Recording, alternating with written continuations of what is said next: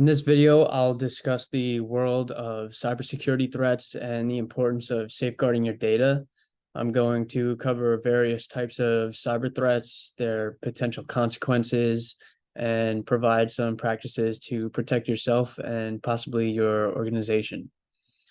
The first topic I want to discuss is sort of the landscape of cybersecurity threats. As I'm sure everyone knows, cyber threats are acts performed by individuals with harmful intent, aimed to steal data, cause damage, or disrupt computing systems. Some common categories of cyber threats include malware, which is software designed to infiltrate and damage computer systems, social engineering, which manipulates individuals to gain unauthorized access to sensitive information. Man in the middle attacks is another threat, which basically intercepting and altering communication between two parties.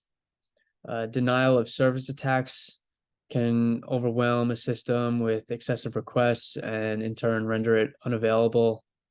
And the last threat that I'll touch upon is injection attacks.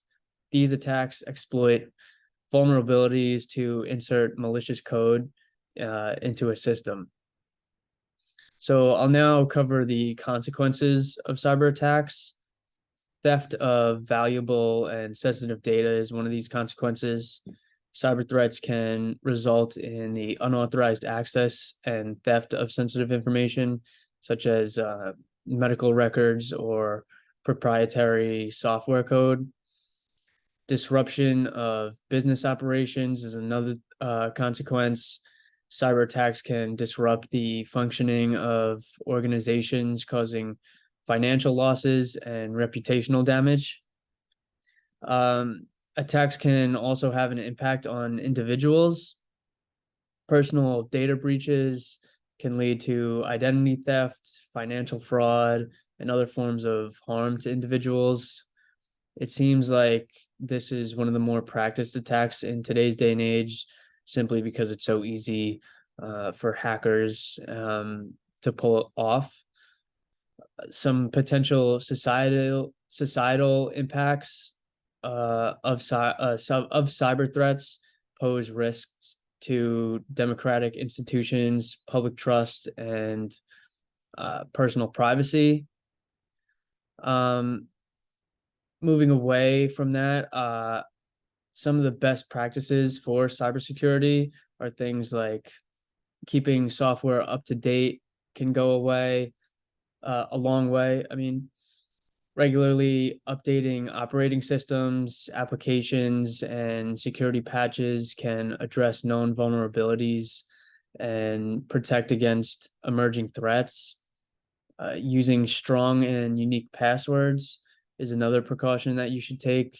Create complex passwords and avoid reusing them across multiple accounts.